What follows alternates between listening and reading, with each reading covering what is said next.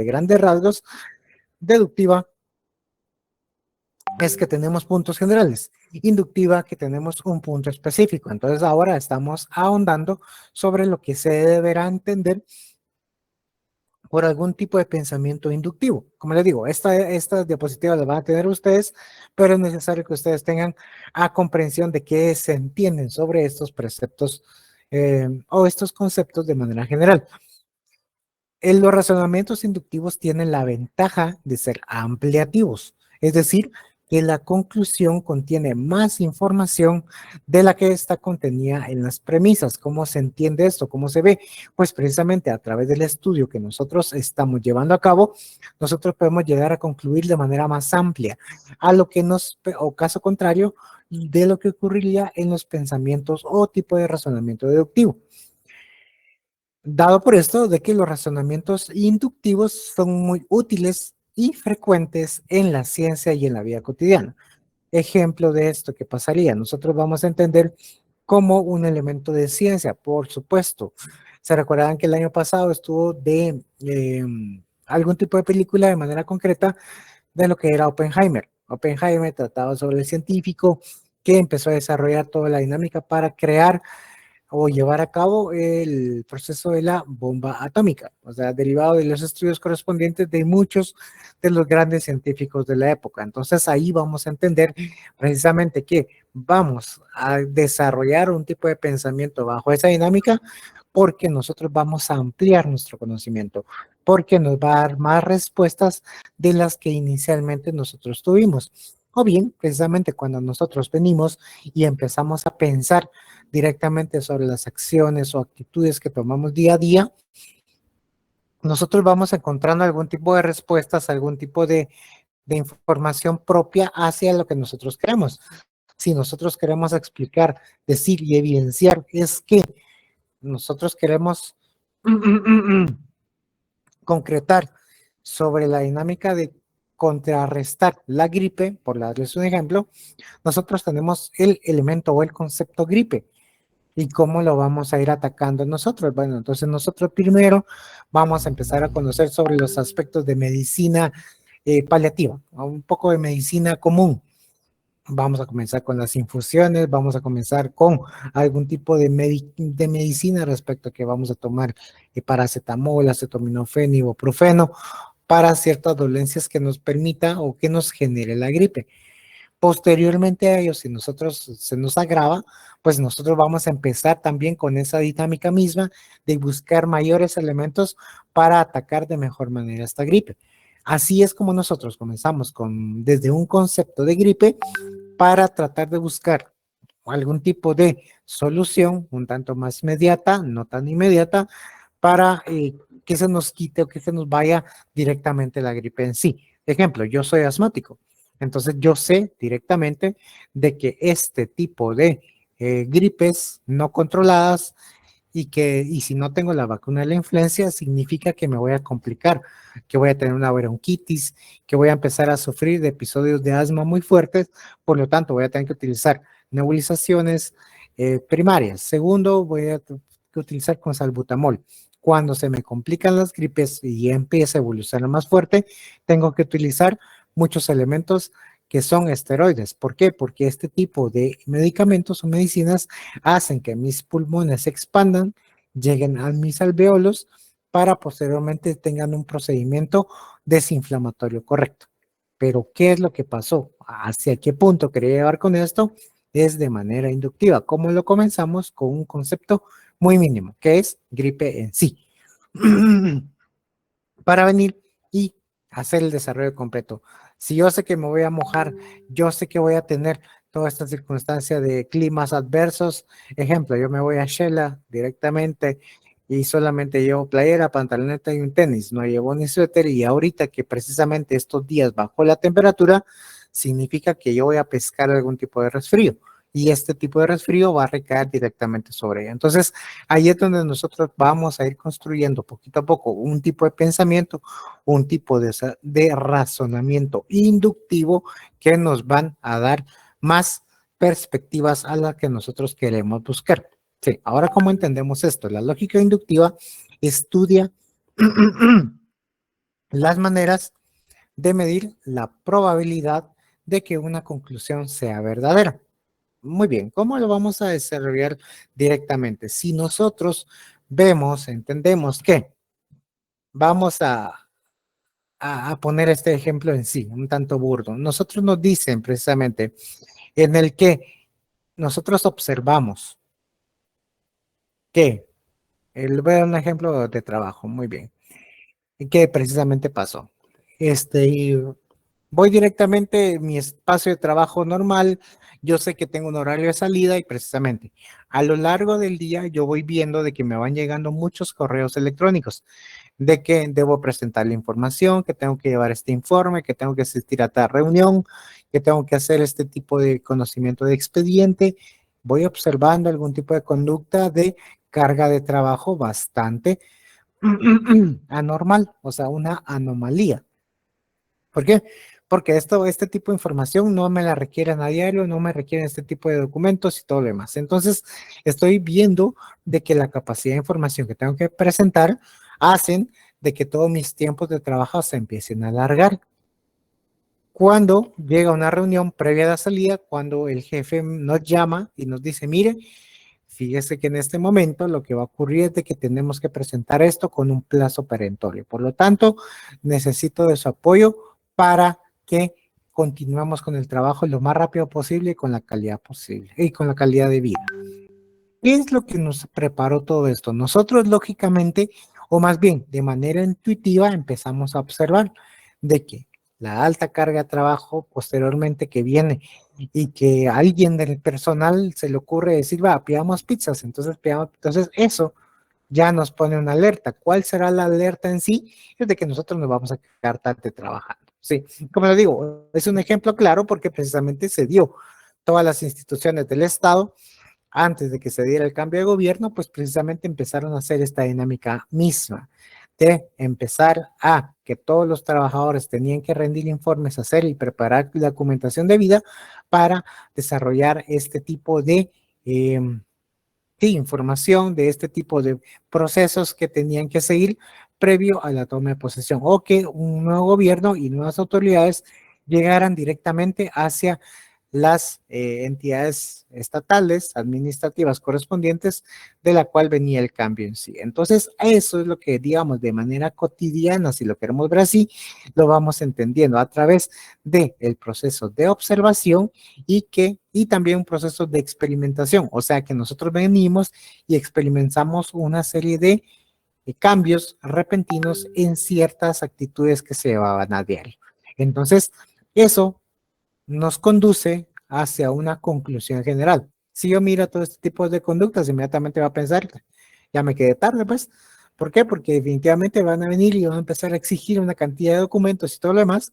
Entonces, ¿qué es lo que va a pasar? Va a tener que quedar tarde. Entonces, bajo esa misma dinámica es que opera la lógica inductiva. Como les digo, es precisamente eso, ese proceso de razonamiento que se basa en la observación y en la experimentación para llegar a una conclusión general a partir de un caso específico, ¿sí? Entonces así es como lo vamos viendo y lo vamos desarrollando de esta manera. Sí, ¿vamos bien? ¿Vamos entendiendo, por favor?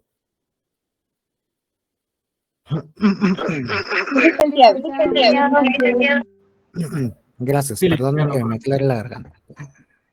Muy bien, ahora vamos a entender, como les decía anteriormente, con la lógica deductiva, se recordarán el día de la sesión, pues cuál es el origen, cuál es el antecedente mismo hacia una lógica inductiva.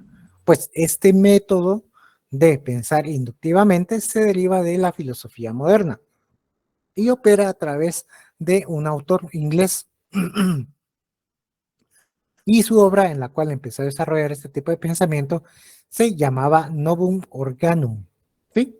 En el cual encontramos el primer intento sistemático por mostrar la importancia del argumento en la formación del conocimiento científico, ¿sí? Entonces allí es donde vamos viendo, o sea, meterle este tipo de pensamiento no solamente a la rigidez misma que daban las teorías científicas de su tiempo, sino que se necesitaba una explicación y una explicación pues obviamente lógica para el desarrollo sistemático de lo que nosotros queríamos en su tiempo desarrollar. Y entonces se le puede entender y se le puede considerar que Francis Bacon fue el primer autor mismo en cuanto a desarrollar, nuevamente repito, este intento sistemático por mostrar la importancia del argumento inductivo en la formación del conocimiento científico, ¿sí? Así, a su vez, también Bacon lo que hacía era que admitía propiamente y concretamente las ideas de Aristóteles en cuanto a que la inducción es un tránsito de las cosas individuales a los conceptos universales. Repito nuevamente, Bacon aceptaba el dato directamente establecido por parte de Aristóteles en cuanto a que la inducción es un tránsito de las cosas individuales a los conceptos universales, ¿sí? La inducción ha de ser útil para el descubrimiento de las ciencias, las artes, en donde se debe de analizar la naturaleza por la debida eliminación y exclusiones. Entonces allí es donde se va creando este tipo de dinámica en sí. ¿Cuál fue el tratado que se trató? ¿Cuál fue el tratado que se llevó a cabo? Es a través de las eliminaciones y las exclusiones de ciertos elementos que nosotros vamos comprendiendo la dinámica misma de transitar de las cosas individuales a los conceptos universales. Si nosotros entendemos el concepto de lo que nosotros queremos entender y desarrollar como persona, vamos a entender precisamente lo que es el concepto de sociedad. Si nosotros vamos a entender el concepto de trabajador, en algún momento nosotros también vamos a llegar a entender lo que es un sindicato. Porque son figuras comunes que nos van a desarrollar este tipo de dinámicas propias dentro de lo que es la estructura del derecho. Ustedes se recordarán precisamente que en derecho romano ustedes tocaban toda la sistemática de lo que eran los ciudadanos romanos, quienes eran los patricios, y este escalafón mismo o esta escalera a través de la cual se diseñó la sociedad romana, pues es una réplica a la que nosotros estamos acostumbrados, pero que fue a través de la absorción de todo el pensamiento napoleónico francés, en el que nosotros tenemos esta retroalimentación o estamos, en su caso, recreando lo que ocurre en una sociedad romana que ya está muy atrás, pero que todavía se encuentra actualizada dentro de lo que ocurre día con día, ¿sí? Muy bien. Los elementos de este método son, sí, o sea, de la lógica o el método inductivo. Vamos a tener tres tipos de método. Va a ser la tabla de la presencia, la tabla de la ausencia y la tabla de grados. Como les digo, estos son conceptos doctrinarios, pero son necesariamente conocerlos. Es debido conocerlo. ¿Por qué? Porque esto nos va a llegar hacia un hilo. La tabla de la presencia es en la que se hace un inventario de los hechos donde aparece el fenómeno, bajo su estudio, tratando de que esos hechos sean de características muy variadas para lograr así una visión más completa posible de lo que la experiencia ofrece. Nuevamente digo, que es la tabla de la presencia, en donde se hace un inventario de los hechos donde aparece el fenómeno, ¿sí? Muy bien. ¿Qué vamos a entender precisamente en la tabla de la presencia si lo queremos llevar hacia el ámbito penal? Pues el acontecimiento de que quien le diera muerte a una persona, ¿sí? O sea, arrebatarle la vida a una persona. Que tenemos el bien jurídico tutelado, que será la vida, frente a la obligación del Estado de garantizar la misma, garantizar la vida, y a su vez el Código Penal nos dice precisamente que quien quitara o quien diere muerte o por ciertas circunstancias terminara con la vida de una persona. Entonces allí vamos a ver una serie de elementos. Vamos a tener el homicidio, ustedes ya lo conocen, el homicidio en estado de emoción violenta, el homicidio preterintencional, hasta llegar a la dinámica del asesinato. Todo esto son elementos o tablas de la presencia, si lo queremos ver así, porque aparecen los hechos del mismo fenómeno. El mismo fenómeno, ¿cuál va a ser? El quitarle la vida a una persona. Entonces aquí vamos a tener esa misma gama de elementos a través de las cuales vamos a estar Esa es la tabla de la presencia, o sea, que en el Código Penal ustedes identifican desde el homicidio hasta el asesinato la presencia misma de que alguien le va a quitar la vida a otra persona. Sí, lo vamos viendo, ahí lo vamos viendo, tabla de la presencia. Ahora bien, cosa contraria con la tabla de la ausencia. Esta nos dice que se deben recoger hechos donde el fenómeno en cuestión no está presente, pero estos hechos deben ser similares a los recogidos en la primera tabla, para así eliminar aquellos casos donde se pueda contraponer un caso negativo. ¿Qué es lo que nos quiere decir concretamente la tabla de ausencia? Se deben recoger hechos donde el fenómeno en cuestión no está presente, pero debe ser similar a lo que está en la primera tabla, o sea, la tabla de la presencia. Ustedes en algún momento van a ver precisamente qué son precisamente todos los delitos en sí. Y vamos a ver lo que está el homicidio, el asesinato. Muy bien. Pero también van a conocer lo que son las lesiones, ¿sí? Y cuál es el delito o qué se entiende por alguna lesión. Pues es algún tipo de circunstancia, hecho en el que se vulnera la seguridad de una persona, pero sin causarle la muerte. O sea, que el bien jurídico tutelado únicamente estuvo en riesgo, pero no fue directamente vulnerado. A esto se deriva lo que son las lesiones. ¿Por qué? Porque aquí no vamos a arrebatar la vida de una persona. Aquí no vamos a eliminar precisamente sobre esos o vamos a ahondar directamente sobre los elementos propios del asesinato, sino que aquí vamos a entender las lesiones graves, pero lesiones leves, graves y gravísimas. ¿Cuál es el entendido sobre esto? Que siempre va a permanecer la vida, pero con algún tipo de limitancia que nos establece el Código Penal. Entonces, ¿qué nos dice la tabla de ausencia? Pues precisamente que sí estuvo en riesgo el bien jurídico tutelado la vida, pero sin arrebatar la misma. Esto no significa que el cuerpo quede lesionado precisamente, ¿sí? ¿Vamos entendiendo? ¿Sí?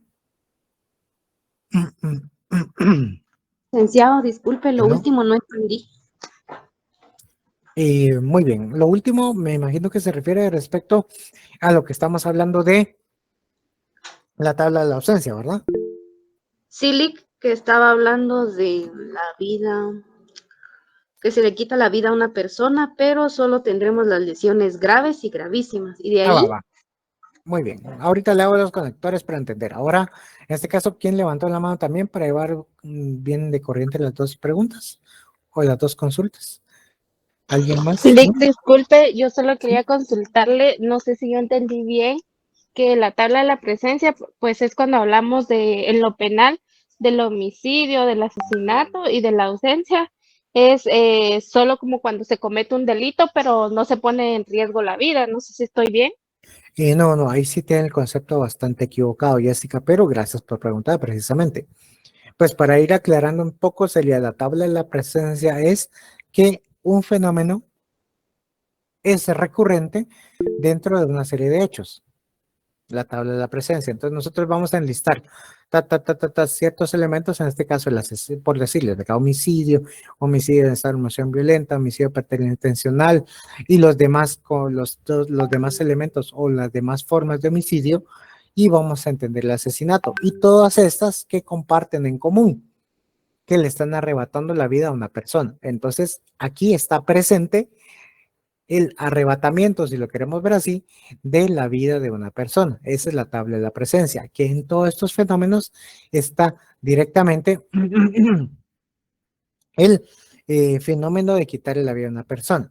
En cambio, la tabla de la ausencia significa que algún fenómeno está presente, pero no en la intensidad, si lo queremos ver así, en la que se presenta en la tabla de la presencia. Entonces aquí lo que está es precisamente es ausente.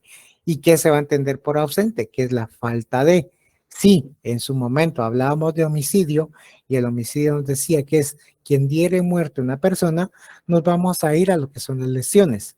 ¿Por qué? Porque aquí no está presente la muerte de la persona, sino lo que aquí se cuestiona precisamente es que alguien en un intento lesiona a una persona sin vulnerar su bien jurídico tutelado, que en este caso es la vida. No sé si vamos entendiendo o capturando ahí. Como digo, son conceptos abstractos, yo lo entiendo. Entonces, precisamente para ir entendiendo y que vayamos bajo un mismo ritmo todos. La presencia es de que si nosotros enlistamos, ahí está, y la ausencia es de que, pues precisamente nos enfocamos en que no esté, pero tiene que ir ligado concretamente hacia el primer elemento, que es la presencia misma, ¿sí? Vamos por ahí, Jessica, por favor, si en dado caso, Ernesto, posteriormente, Claudia María. Gracias, Alex. Solo tenía como duda a ver si entendí. Es decir, que la tabla de la presencia podríamos decir que en base a los elementos presentes uno puede ir identificando si, digamos, en toda la línea de sucesos corresponde a como un suceso que lleva todos los pasos, y la tabla de la ausencia nos ayuda a identificar si corresponde a otro. Sí, podría entenderse, sí, o sea, Ernesto Vázquez sí podría entenderse sobre esto. A grandes rasgos y sin entrar como en un ejemplo concreto, ¿verdad?